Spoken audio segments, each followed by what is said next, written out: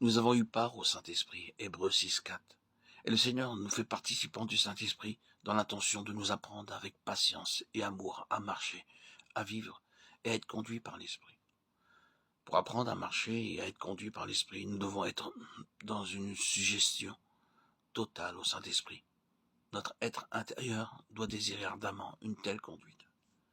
Si nous n'apprenons pas à marcher et à être conduits pas à pas par lui, nous commettons des erreurs et essuierons des pertes. Au début de notre vie chrétienne, nous accomplissons beaucoup de services divers pour le Seigneur avec zèle. Seulement, nous n'avons aucune certitude que ce que nous faisons procède de Dieu. Nous travaillons sans témoignage intérieur de la volonté de Dieu.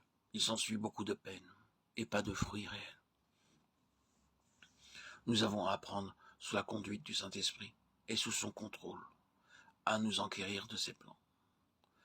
Enquérez-vous près de moi, touchant les choses à venir. Ésaïe 45, 11. Invoque-moi, je te répondrai. Je te montrerai des choses grandes et cachées que tu ne connais pas. Jérémie 33, 3.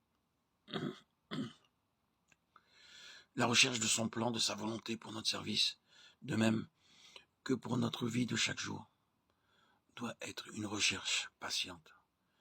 Nous ne devons jamais nous engager sans que nous soyons absolument certains de son plan. Nous pouvons être amenés à prier des jours, des semaines, des mois, jusqu'à ce que les choses deviennent claires dans notre esprit. Tous les mouvements du Seigneur étaient souverainement conduits. Il allait là où le Père voulait. Christ est entièrement lié et assujetti à l'Esprit. Paul s'assurait avec ses collaborateurs du plan de Dieu, avant de s'engager en quoi que ce soit.